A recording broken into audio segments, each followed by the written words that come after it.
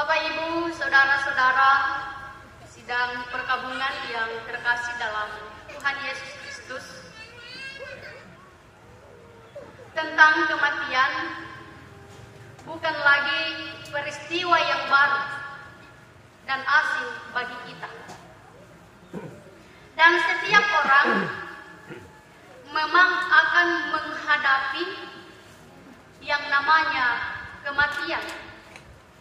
Karena kematian adalah bagian alami dari hidup. Jadi tidak ada di antara kita yang hadir saat ini nawa tak pokok mati. Namun bagi kita orang percaya, Alkitab berkata, kematian adalah suatu keuntungan dan bukan hal yang menakutkan. Tapi kenyataannya, di sebagian orang ada yang beranggapan bahwa kematian adalah sesuatu yang menakutkan. Dan karena itu, segala usaha dan segala upaya dilakukan oleh manusia untuk menghindari apa yang disebut dengan kematian.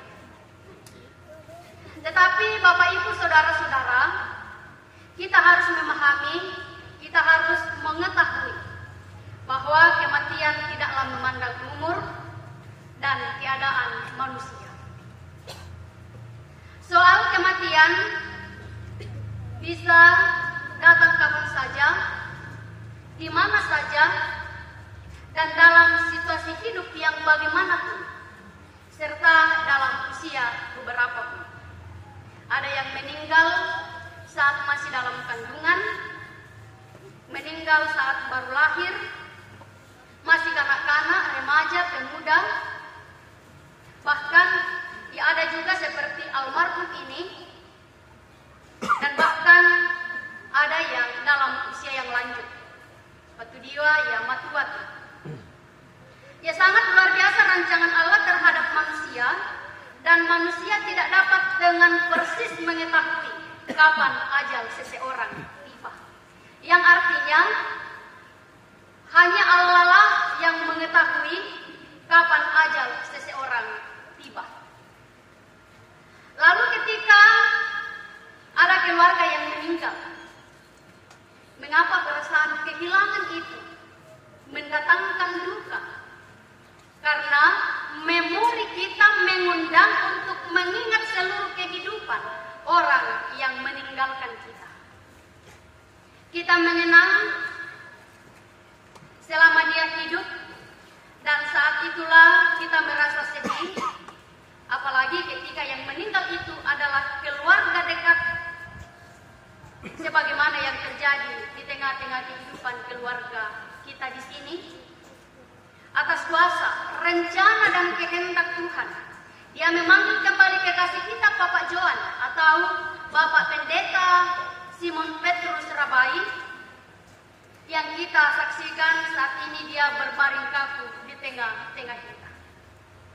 Disadari bahwa kepergian almarhum ini meninggalkan duka cita yang amat dalam di tengah-tengah kehidupan keluarga besar, terkhusus Mama Joan sebagai istri, anak-anak Joan dan adiknya, saudara-saudara, jemaat, dan bahkan semua keluarga yang hadir saat ini.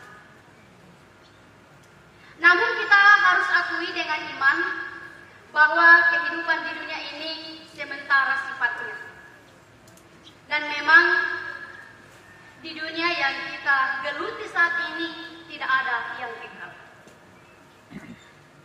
Saudara-saudara sidang perkabungan yang terkasih, dalam ayat-ayat firman Tuhan yang kita renungkan saat ini, hendak mengingatkan kepada kita bahwa orang-orang percaya untuk bisa memahami dengan persis soal rahasia kematian itu, agar kita sekalian terkhusus keluarga yang berduka cita saat ini, sebagai istri, anak-anak, saudara almarhum ini, mampu menghadapi dengan iman. Karena rahasia kematian itu telah Tuhan beritakan jelas lewat firman-Nya saat ini. Di dalam firman-Nya ini ada 3 rahasia kematian dan sekaligus jaminan dari Tuhan untuk hidup orang percaya. Pertama, di dijelaskan kematian hanya momen sementara. Mengapa demikian? Karena mereka yang mati di dalam iman kepada Tuhan itu tidak akan mati selama-lamanya. Karena mereka akan dibangkitkan di dalam kuasa kebangkitan Yesus. Manusia lama telah disalibkan lewat kematian, derita telah hilang dan diangkat dari kehidupan mereka.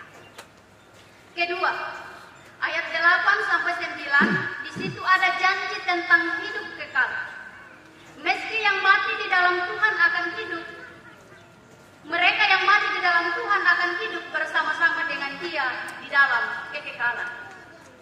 Jadi, kematian hanya sementara, bukan akhir dari hidup, karena kita akan kumpul bersama dengan Tuhan.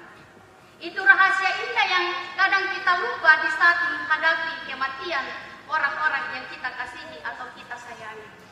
Tetapi jangan biarkan peristiwa kematian merampas kepercayaan kita kepada Allah. Kemudian di ayat 10, hidup dan mati bersama Tuhan. Kalau manusia mati atau orang-orang percaya mati atau meninggal, artinya mati di dalam Tuhan dan di dalam Dia ada kebangkitan. Sebaliknya, kalau kita hidup, kita juga hidup di dalam Tuhan, hidup dalam kemuliaan-Nya. Jadi hidup bagi Allah itu hidup yang jadi berkat bagi sesama atau hidup sesuai dengan kehendak Tuhan. Karena itu yang Tuhan suka dari hidup kita hidup diberkati dan menjadi berkat bagi sesama. Nah, Bapak Ibu Saudara-saudara, dari ketiga poin ini penting untuk kita hayati dalam hidup kita masing-masing yang masih hidup saat ini. Dan sekaligus ada inspirasi yang bisa kita dapat, yaitu bahwa ada jaminan kebangkitan bagi orang-orang yang kita kasihi, dan itu pasti. Dan ini juga sekaligus jadi penghiburan bagi kita semua, terkhusus keluarga yang mengalami duka cita. Kita bisa belajar semua yang baik dari almarhum ini yang telah mendahului kita. Mungkin kasih sayangnya, perhatiannya, kebaikannya, rasa tanggung jawabnya, dan kesetiaannya. Almarhum ini semasa hidupnya dipakai Tuhan sebagai hambanya, jadi pendeta, dan biarlah dedikasi pelayanannya akan menjadi teladan bagi kita sekalian, terkhusus bagi kita sebagai generasi-generasi dalam gereja. Kekasih kita ini meninggal dalam Yesus Kristus, dan sebagai penghiburan bagi kita, kekasih kita ini tidak mati selama-lamanya, tetapi ini merupakan awal hidup yang sesungguhnya. Almarhum ini sudah beristirahat dari jerih lelahnya hidup di dunia ini. Karena itu, kita yang masih hidup atau kita yang masih ada saat ini, mari terus hidup memuliakan Tuhan, hidup seturut dengan apa yang dikehendaki Tuhan melalui firman-Nya. Dan biarlah melalui perenungan firman Tuhan saat ini menguatkan serta menjadi penghiburan yang sejati bagi kita. Terpujilah Tuhan yang punya firman ini. Amin.